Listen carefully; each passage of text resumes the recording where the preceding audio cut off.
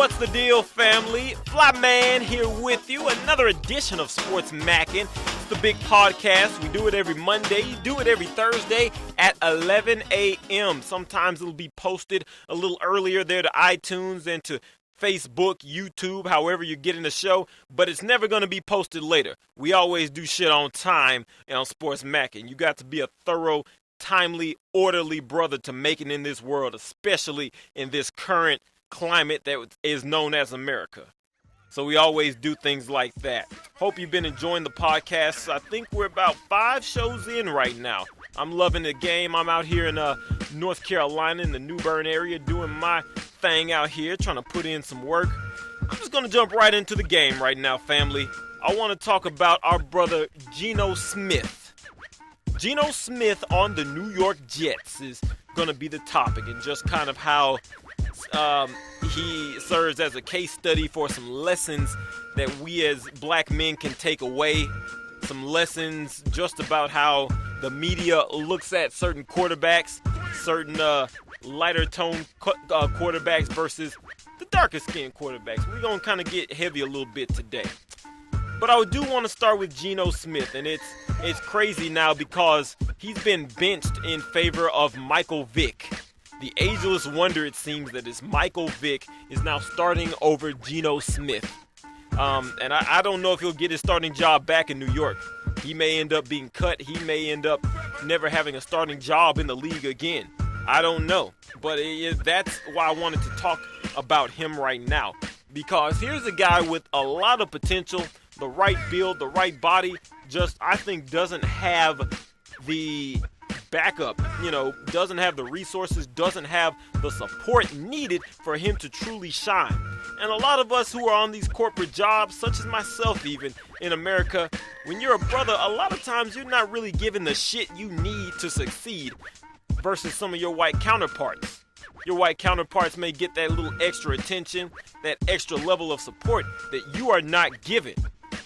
And when we're not given that, you see results similar to Geno Smith. And so that's really important. So I want to start there with him. I want to start with him. He's made some mistakes. Geno has. There was a story, I believe, when his New York Jets went out to play Oakland a couple of weeks back. He did not make the team meeting because, according to him, they were on the West Coast. The East Coast time is different. He kind of messed up. They said this nigga went to go see a movie. And they kind of made him seem real stupid, real dumb. But let me play the devil's advocate for a minute. If you're out in Oakland and whatnot, and you're studying your playbook maybe on the plane, you're stressing out, well, damn, am I going to have the support of my front office, that is the Jets? Am I going to have support of the team? Something little like that, like resetting the clock or something, hey, maybe it messed up. I don't know, but, that's the knock on Geno, him being young and irresponsible and a nigger. Irresponsible. So let's get that out the way. Yes, that is on his record, just like a lot of white quarterbacks, a lot of white athletes who have messed up. We're all people. People make mistakes, but, they always hold the black man to a higher standard. So there's that. So Michael Vick is now starting there in New York for the Jets. And it's just a bad situation for Geno because he was benched in the Bills game after throwing 3 interceptions. And people are just shitting on him right now. And there may be some of you out there in the corporate world or these jobs or with your lady or whatever, your family even, they might be shitting on you. The Bills players, there was a story that came out that in Bleacher Report that said that the Bills players were bummed that Geno Smith was benched. They wanted to pick him off some more. They wanted to fuck with his head a little more. And I'm just going to put it out there, man. If you're a brother, some of these linebackers, some of these defensive linemen and things, I get that you have a job to do. I get that. But you have to be aware a little more socially about what's happening. They are crapping on Geno Smith, the mainstream media, because of this brother's skin tone. I'm just going to put it out there. That is he is a brother with potential, and they're shitting on him. And to see some of the quotes from some black players on the Buffalo Bills about a guy who is trying to just come up and make it is pretty disheartening. It's pretty disheartening to hear that. And again, I get that everybody has a job to do, but just to pile on like that, I don't really like that. I'm not okay with that. And so, the spotlight has been on Geno really since he stepped in his rookie year last year. They were calling for his head then already. And to give you a comparison to show you why I think this is such a fucked up racially based situation, I'm going to give you two quarterbacks. I'm going to give you similar numbers. Here's quarterback A and quarterback B. Both of these quarterbacks, 16 games started in their rookie seasons. Let me back up. This is quarterback A and B. This is their rookie year. These are their rookie seasons. So 16 games started for both of them. Quarterback A, 56.7 completion rate. Quarterback B, 55.8. Kind of similar. Quarterback A, 39 yards passing, so 3,739 yards passing. Quarterback B, 3,046 yards. Quarterback A, 26 touchdowns. Quarterback B, 12 touchdowns. Quarterback A, 28 interceptions. Quarterback B, 21 interceptions.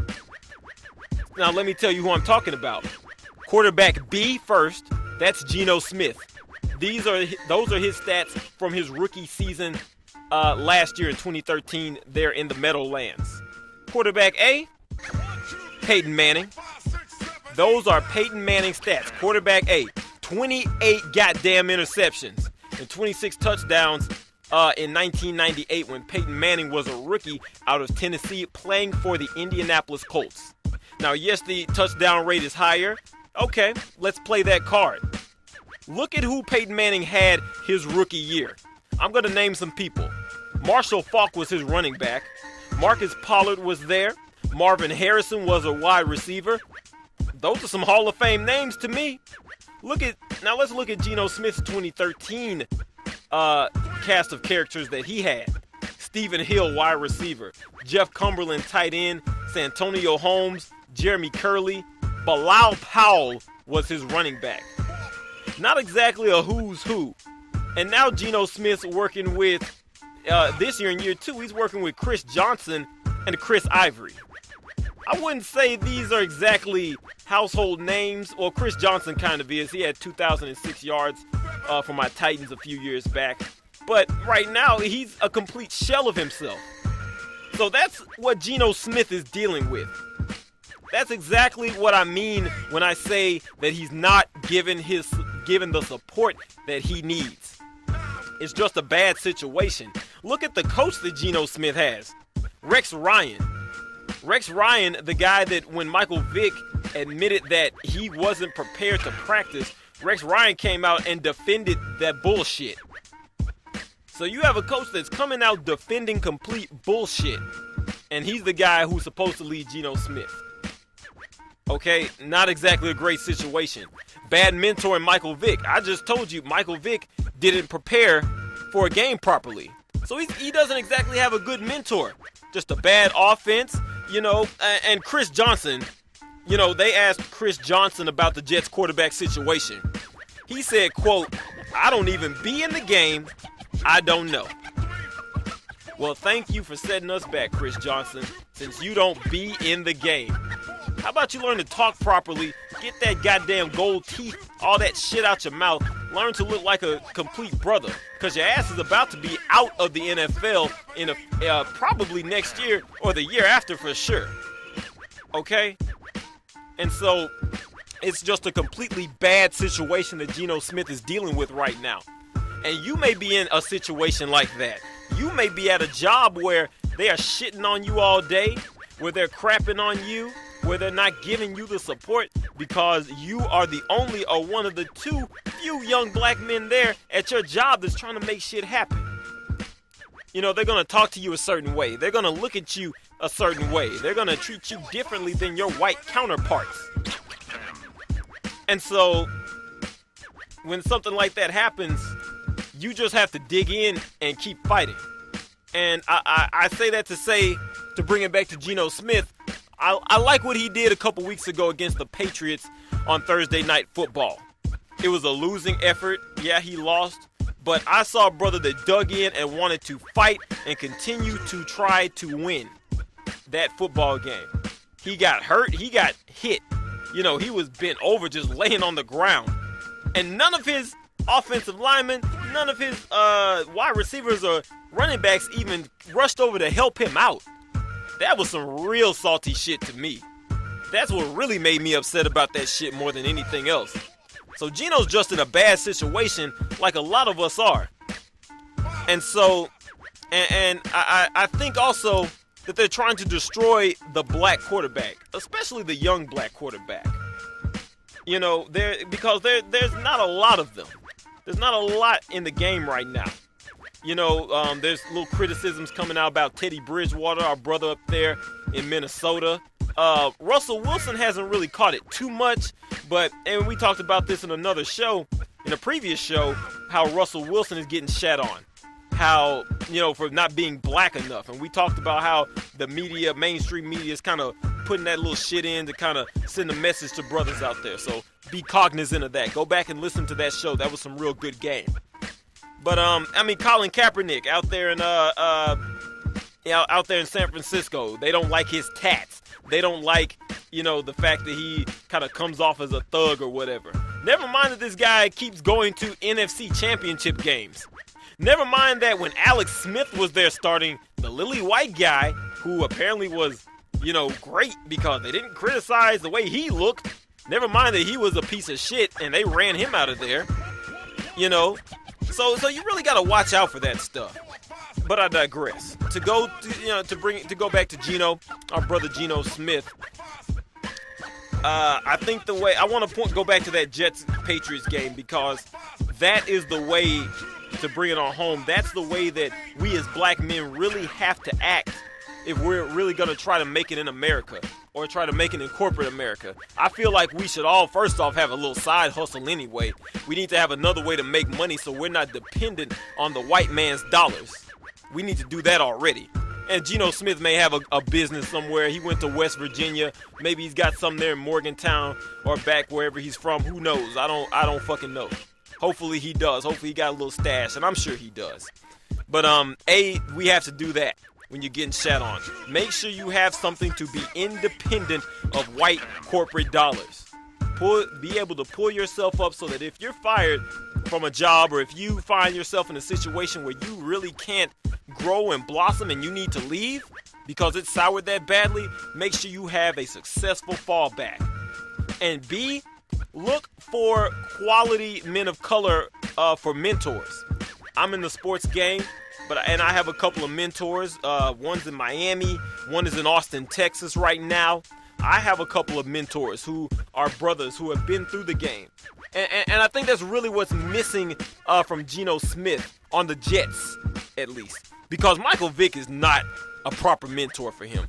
He's really not. Again, I said a few minutes ago that he is not even preparing properly for football games. So who does Geno even have to look up to when he's trying to prepare? It's just his second year in the league. There's so many nuances and ins and outs that he really doesn't know. And so he needs to find that. And I hope that he does, because it's really grimy for him right now. And secondly, thirdly, lastly, we need to lift each other up. We really need to lift each other up. I don't care, going back to this Chris Johnson quote, I don't even be in the game. Chris Johnson's been in the league for damn near 8 years now. He knows some shit that he can feed to Geno. It doesn't matter if he's a quarterback or a running back, things like that. There's still brothers in this game. There's still things that they can teach each other. And if Michael Vick gets his act together, and maybe he has now, I don't know the brother personally, but if he's gotten his act together, he can be a mentor to Geno. It's important that we as brothers have the ability to lift one another up through mentorship, through compassion. It's okay to get on folk every now and then. People gotten on me on this show. People clown me. But we have to make sure that when we do that type of shit to each other, that it comes from a place of love. That's what it has to be. Everything we do when interacting with one another needs to come from a place of love. As successful black men or men trying to get their hustle on. Because if we don't lift each other up, if we don't do it, nobody's going to do it. Nobody's going to fucking help us out. The white man's not going to come down and say, hey, nigger, Are you all right? No. They're not going to do it. As a whole, they're not. So it's on us. It's on us, those that have made it, those who are in those high positions, to reach back and help out. So I hope Donovan McNabb is reaching back to him, to Geno Smith. Oh, Dante Culpepper, who had a 5,000-yard passing season a few years back in the early 2000s, is reaching back to him. And that's what we have to do, be it Geno Smith on the football field or be it just regular brothers in life. Lift each other up. Watch out for bad situations. Don't put yourself in a bad situation. Geno Smith really didn't have a choice. He was drafted by a train wreck of a football team. But when we're looking for these jobs, when we're hunting, try to avoid bad situations. Ask the right questions. Do your homework. Do your research so that you don't end up in a tight spot. And again, look for quality men of color. If you do those things, it's never gonna be easy for us, but we'll have an easier go of it. And hopefully Geno takes those steps to heart. Hopefully Geno, I don't know if he's listening, but hopefully Geno is taking some of those steps. And hopefully we'll see him again down the line because, again, I think he's got the tools. I think he's got the potential to help a team out. But anyway, that's been SportsMackin. Again, got kind of heavy today. That's how I want to do it. Just give you some things to think about. Again, we do it every Monday, every Thursday, 11 a.m. on both days. We out.